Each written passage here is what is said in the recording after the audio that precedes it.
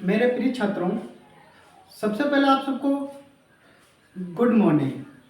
मैं आज कक्षा 10 का विषय विज्ञान चैप्टर 3 का भाग नंबर 2 पढ़ाने जा रहा हूँ, जहाँ पर आपको हम अध्यात्म के बारे में पढ़ाने वाले हैं। ठीक है, और उसके आगे भी टॉपिक को क्लियर करने वाले हैं। ठीक है, तो आप सभी लोग अगर इस वीडियो को देख रहे हैं तो इस वीडियो को पूरा देखें और इसे लाइक और सब्सक्राइब जरूर करें। ठीक है, और कमेंट करना ना भूलें। ठीक है, तो सबसे पहले हम पढ़ेंगे अधात। क्या पढ़ेंगे बच्चों? अधात। अधात होती क्या है? सबसे पहले आज हम पढ़ने वाले हैं अधात्मी। ठीक है, तो अधात की बात करते हैं। सबसे पहले अधात। अधात क्या होती है? ठीक है बच्चों, तो अधात क्या होती है? वह तत्व। अधात क्या होती है?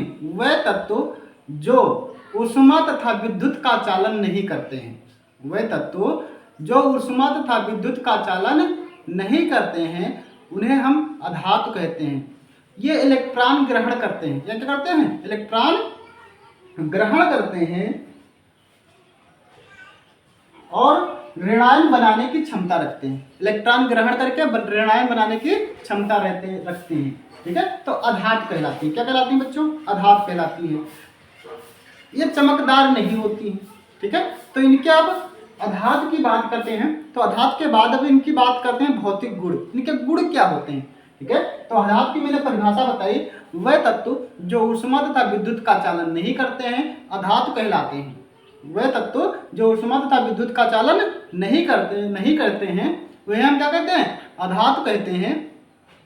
अब अधातुएं जो होती हैं ना, उनके भौतिक गुण क्या होते हैं? सबसे पहले हम आप दूसरी पॉइंट में पढ़ने वाले हैं भौतिक गुण। देखो बच्चों,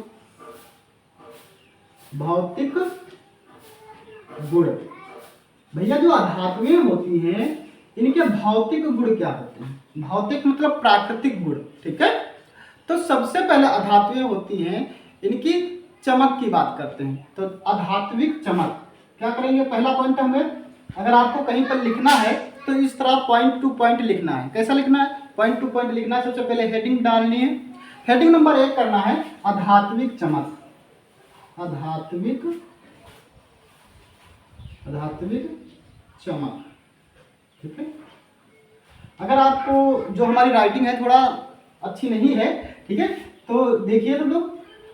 ठीक है, तो अधात्विक चमक। अधात्विक चमक देखो, जो धातुएं होती है ना बच्चों, ठीक है, तो जो धातुएं होती हैं वह चमकदार होती हैं। धातुएं जो होती है ना बच्चों वह चमकदार होती है, लेकिन अधातुएं चमकदार नहीं होती है। तो इसमें क्या लिखना है आपको? अगर लिखना है कहीं पर तो आपको लिखना क्या है? अधातुएं चमकदार नहीं होती हैं। ठीक है, और इसमें क्या लिख देना है? ठीक है, कुछ अधातुएं भी अपवाद में लिखना है। ठीक है, लेकिन क्या होता है? कुछ अपवाद है। क्या है बच्चों? अपवाद। ठीक है, अपवाद क्या है? ग्रेफाइट और आयोडीन। ये अधातुएं हैं। क्या होती हैं? अधातुएं हैं, लेकिन फिर भी चमकदार होती है। क्या होती हैं? फिर भी चमकदार होती है। लेकिन अधिकतर अधातुएं जो होती हैं वो चमकदार नहीं होती हैं। अधातुएं क्या होती हैं? चमकदार नहीं होती हैं। लेकिन जैसे कि अधात्विक चमक, ठीक है, तो अपवाद में क्या है? ग्रेफाइट और आयोडीन। ठीक है, ग्रेफाइट और आयोडीन का विशेष ध्यान रखना है कि ये चमकदार होती हैं। ये क्या होती हैं बच्चों? चमकदार होती हैं। ठीक है, यह अधातुएं तो हैं लेकिन चमकदार होती हैं। ठीक है, वैसे अधिकतर सभी जो अधातुएं होती हैं चमकदार नहीं होती हैं। ठीक है, दूसरा है विद्युत। सेकेंड नंबर है विद्युत। जैसा कि परिभाषा में मैंने बताया कि विद्युत तथा ऊष्मा की अचलता।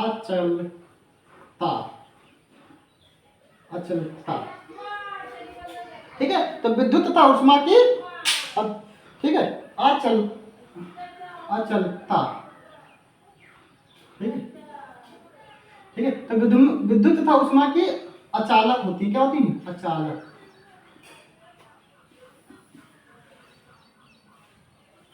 ठीक है, तो अचालकता। ठीक है, तो विद्युत और ऊष्मा के ये अचालक होते हैं। धातुएं जो होती हैं विद्युत और ऊष्मा की अचालक होती हैं, ये विद्युत को प्रवाहित नहीं करती, विद्युत को प्रवाहित नहीं करती हैं। इनमें मुक्त इलेक्ट्रॉन नहीं पाए जाते हैं, इसलिए विद्युत का प्रवाह नहीं करती हैं। मुक्त इलेक्ट्रॉन नहीं होते हैं, इसलिए विद्युत का प्रवाह नहीं करती हैं। ठीक है, आगे देखते हैं। थर्ड नंबर इसका चौथा भौतिक गुण है या तीसरा भौतिक गुण है भैया भंगुरता। अगर तीसरे गुण की बात करें तो कह देंगे भंगुरता। क्या कहेंगे?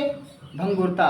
भंगुरता का मतलब ये होता है, ये धातुएं भंगुर होती हैं। अगर इन्हें पीटते हैं या फिर इस पर दबाव डालते हैं तो ये क्या होती है, छोटे छोटे टुकड़ों में टूट जाती है, भंगुर होती है। ठीक है, इनको हम तार के रूप में नहीं खींच सकते। जैसे धातुएं होती थी तो उनको हम क्या करते थे, तार बना सकते थे। ठीक है, ये भंगुर होती हैं, इसलिए अगर इनको हम किसी हथौड़े जैसी चीज से क्या करते हैं, पीटते हैं, चौड़ा करना चाहते हैं तो ये क्या हो जाती हैं, टूट जाती हैं। इसी को हम कहते हैं भंगुरता। ठीक है, ये धातुएं क्या होती हैं, भंगुर होती हैं। सो इसलिए ये क्या होती हैं, ये क्या होती हैं, इनको हम तार के रूप में चौड़ा नहीं कर सकते। ठीक है, इनका चौड़ा नहीं किया जा सकता। चौथा पॉइंट क्या है, आतन्यता।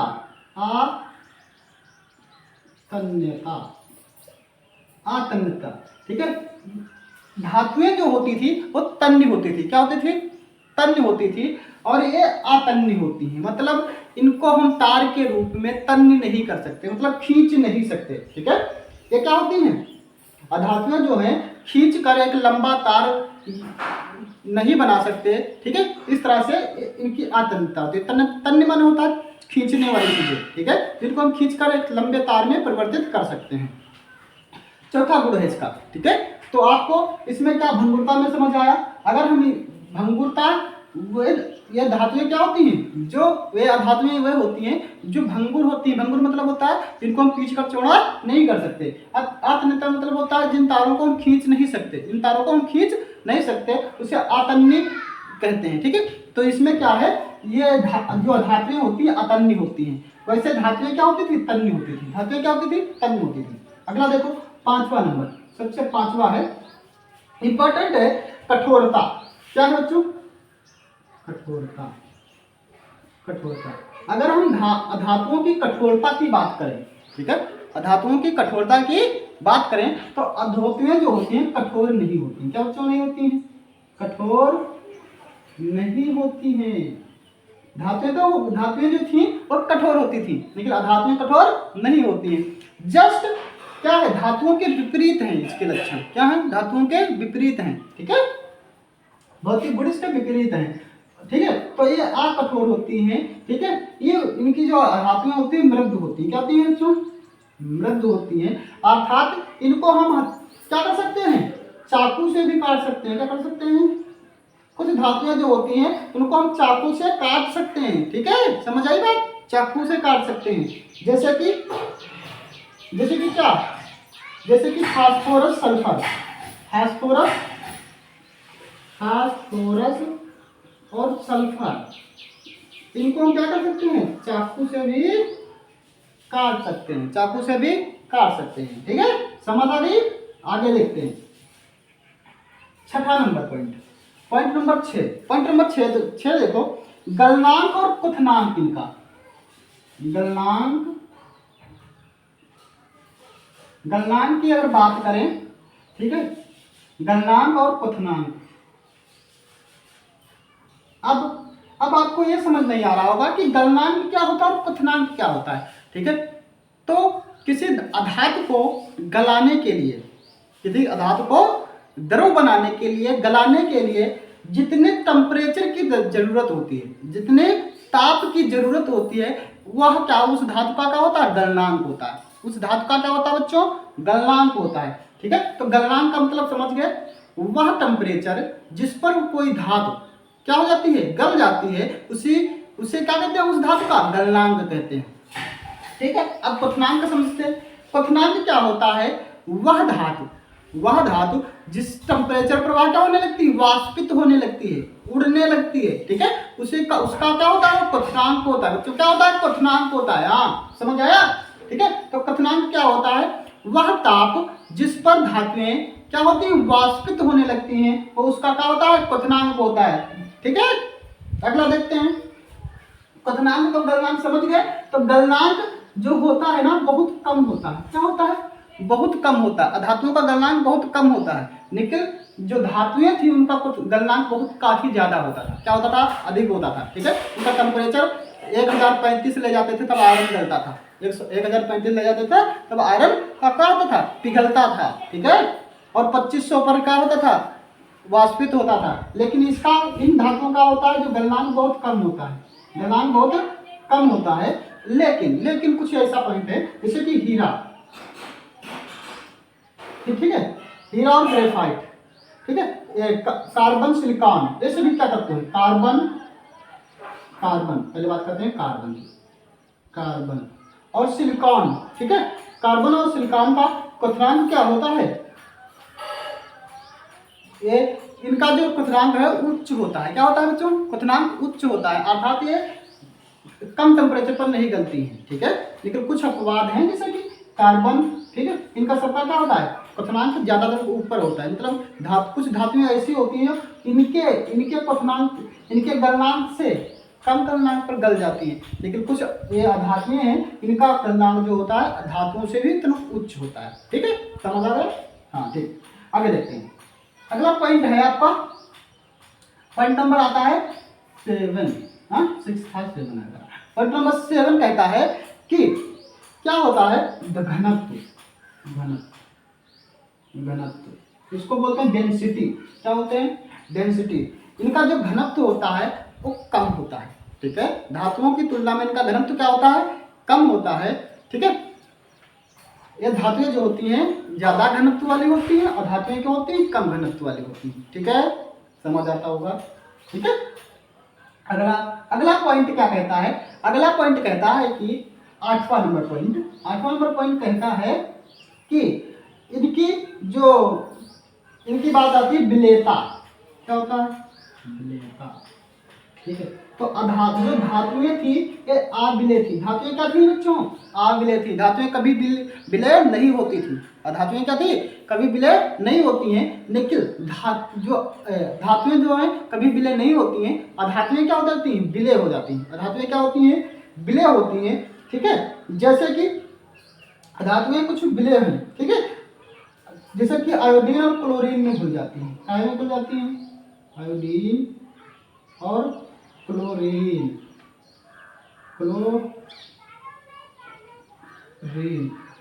ठीक है, तो जो कुछ धातुएं हैं जो आयोडीन और क्लोरीन में क्या हो जाती हैं, घुल जाती हैं। ठीक है, तो इस तरह से सल्फर डाइऑक्साइड, ठीक है, ये सभी क्या होती हैं, घुल जाती हैं। ठीक है, उदाहरण कुछ है। ठीक है, तो कार्बन डाई सल्फर और कार्बन डाई सल्फेट। ठीक है, कार्बन डाई सल्फेट। ठीक है, ये सभी जो धातुएं हैं ये क्या होती हैं, आयोडीन और क्लोरीन में क्या करती हैं, घुल जाती हैं। ठीक है, आगे देखो, अगला पॉइंट है ध्वनिता। क्या है, 9 नंबर पॉइंट है ध्वनिता। ध्वनिक क्या, ध्वनिक, चलो देखो इसे कुछ, ध्वनिक। ठीक है, तो जो धातुएं थी वो ध्वनिक होती थी। कैसे होती थी, ध्वनिक। लेकिन अधातुएं जो होती हैं ये ध्वनिक नहीं होती हैं। धातुएं जो होती हैं ध्वनिक नहीं होती हैं। ठीक है, तो ये इनके कुछ पॉइंट थे। ठीक है, जो मैंने 9 पॉइंट बताए हैं। कितने बताए हैं, 9। सबसे पहले मैंने बताया है कि अधात्विक चमक की बारी। ठीक है, तो चमक जो होती है धातुओं में नहीं होती है। दूसरा पॉइंट था विद्युत और उष्मा की आचार्यता। ठीक है, तो विद्युत और उष्मा का चालन नहीं करते हैं, विद्युत और उष्मा का चालन नहीं करते हैं। दूसरी हेडिंग आपको डालना है। तीसरी है भंगुरता। चौथी है तन्यता।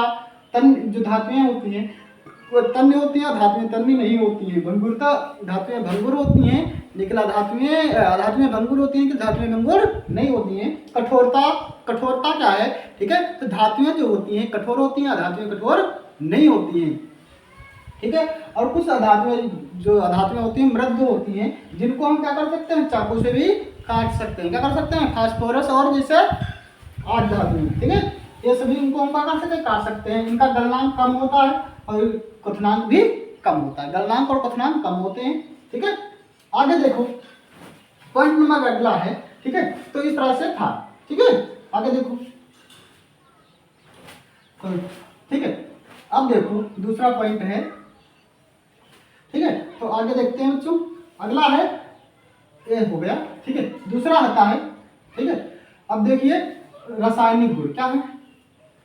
रासायनिक गुण, रासायनिक गुण। अब देखो सबसे पहले अब अधातुओं का रासायनिक गुण देखते हैं, ठीक है। जैसे कि धातुओं में मैंने रासायनिक गुण आपको पढ़ाए हैं, उसी प्रकार से उसका जो वीडियो है उसका डिस्क्रिप्शन में लिंक दे देंगे, आप उसे वहां से वॉच कर सकते हैं, ठीक है। तो रासायनिक गुण देखिए, तो रासायनिक गुण क्या है इनके? सबसे पहला हम रासायनिक गुण की बात करते हैं, धातुओं के ऑक्सीजन से साथ क्रिया। रासायनिक गुण में सबसे पहले हम जो धातुएं हैं, धातुओं के साथ, धातुओं के साथ ऑक्सीजन की अभिक्रिया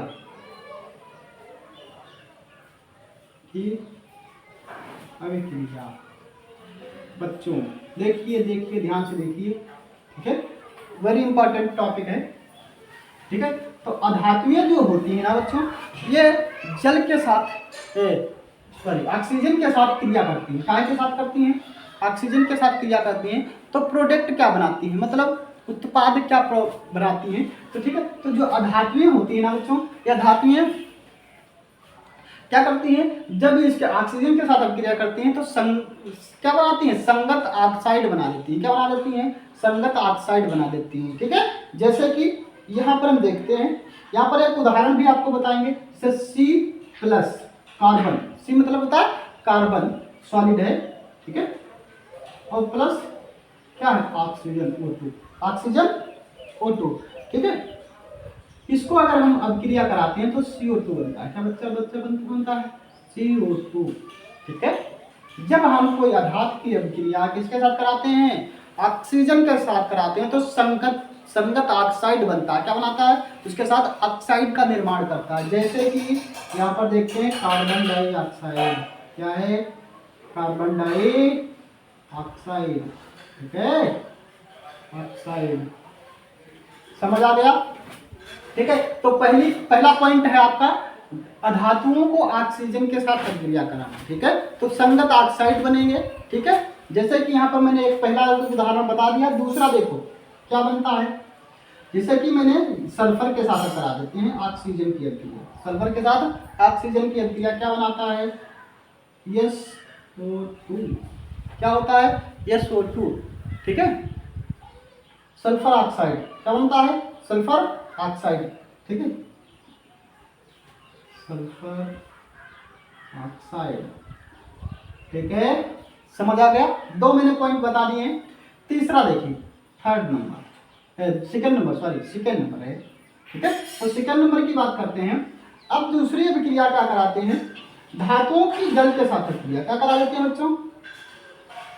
धातुओं की जल के साथ अभिक्रिया, धातुओं की जल के साथ अभिक्रिया, ठीक है।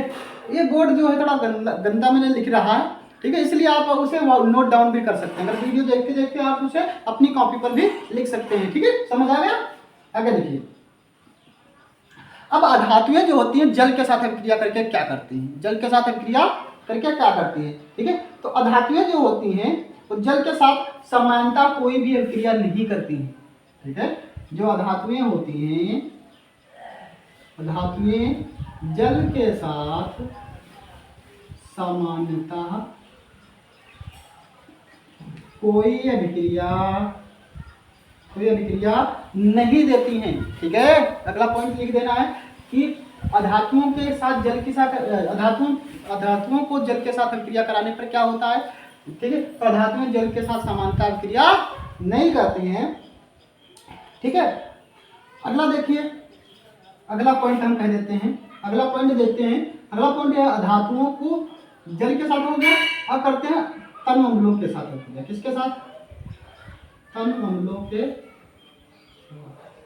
अब अधातुओं की अभिक्रिया अगर हम तन अम्लों के साथ करवाते हैं तो क्या होता है, जब अधातुएं तन अम्लों के साथ अभिक्रिया करती हैं तो क्या करती हैं, ये अम्ल से हाइड्रोजन गैस को विस्थापित कर देती हैं। तन अम्लों से क्या करती हैं, हाइड्रोजन गैस को क्या करती हैं, विस्थापित कर देती हैं। ठीक है, जैसे कि यहाँ पर हम उदाहरण बता रहे हैं। उदाहरण देखिए, सबसे पहले लिखा है, देखो ये क्या करता है, सामान्यतः धातुएं तन अम्लों के साथ अभिक्रिया प्रदर्शित नहीं करती हैं। जो धातुएं होती हैं ये कोई अभिक्रिया प्रदर्शित नहीं करती हैं, केवल क्या करती हैं, हाइड्रोजन गैस को विस्थापित करती हैं। तन अम्लों से हाइड्रोजन गैस को विस्थापित करती है। ठीक है, तो ये अगला पॉइंट आपको लिखना है, क्या लिखना है, अधातुओं की तन अम्लों के साथ अभिक्रिया। तो क्या करना है, ठीक है, तो लिख देना, अधातुएं सामान्यतः तन अम्लों के साथ कोई भी अभिक्रिया नहीं करती हैं, केवल क्या करती हैं, तन अम्लों से हाइड्रोजन गैस को विस्थापित कर देती हैं। ठीक है, अगला पॉइंट देखते हैं।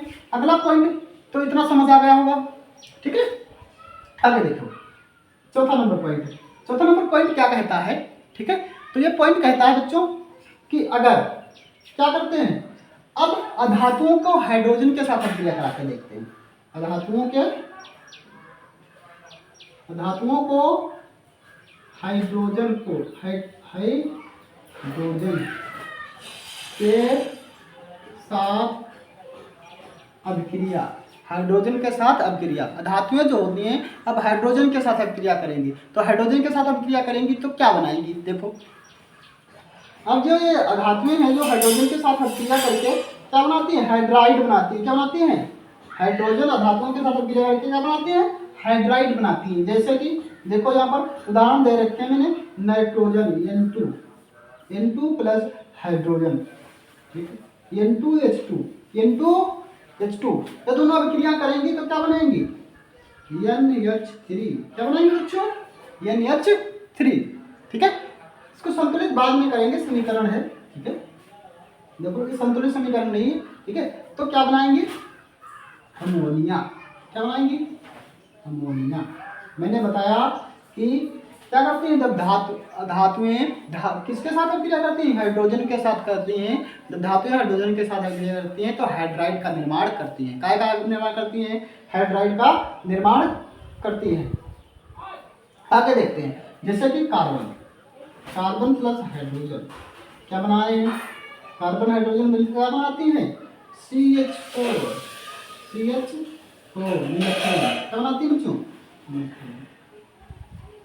मेरे पिछले वीडियो में आपको इसको समीकरण को संतुलित करना मैंने बताया, क्या किया है, बता दिया है। देखो यहाँ पर C है, कार्बन 4 है तो यहाँ पर 2 दूना 4, यहाँ पर 2 लगा देते हैं, बस कार्बन संतुलित हो जाता है। समीकरण सरल है, क्या हो जाएगा, संतुलित हो जाएगा। आगे देखते हैं।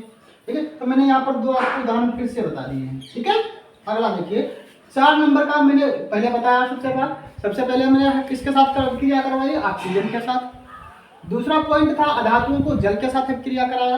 ठीक है, तो जल के साथ अभिक्रिया कराया तो यह कोई समानता अभिक्रिया नहीं देता है। ठीक है, जल के साथ अभिक्रिया कराने पर कोई समानता अभिक्रिया नहीं प्रदर्शित करता है। छोड़ देना है, लिख देना है कि अधातुएं जो है जल के साथ कोई समानता अभिक्रिया नहीं करती हैं। ठीक है, आपको ऐसे ही छोड़ देना है, लिख कर यही।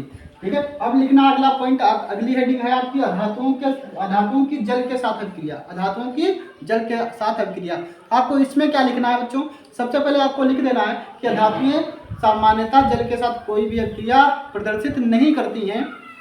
यह केवल क्या करती, ठीक है, जल के साथ अभिक्रिया नहीं करती हैं। ठीक, अगला देखिए तन अम्लों के साथ अभिक्रिया। अब क्या करती हैं, धातुओं की मैंने चौथा नंबर पर आपको बता दिया, तन अम्लों के साथ अभिक्रिया। काय के साथ अभिक्रिया, तन अम्लों के साथ अभिक्रिया। तो तन अम्लों के साथ अभिक्रिया ये क्या करती हैं, जो धातुएं होती हैं सामान्यतः तन अम्लों के साथ कोई भी अभिक्रिया प्रदर्शित नहीं करती हैं, केवल क्या करती हैं, तन अम्लों से हाइड्रोजन गैस को विस्थापित कर देती हैं। ठीक है, अगला देखिए हाइड्रोजन के साथ अभिक्रिया। मैंने हाइड्रोजन के साथ अभिक्रिया बताया तो क्या बनाते हैं, हाइड्राइड निर्माण करते हैं। क्या करते हैं, हाइड्राइड का निर्माण करते हैं। अगला देखिए 5वां पॉइंट।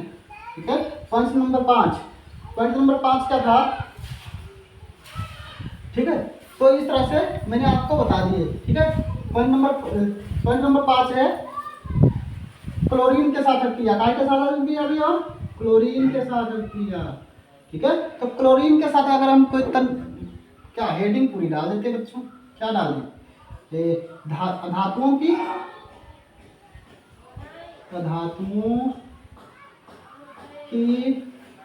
क्लोरीन के साथ अभिक्रिया।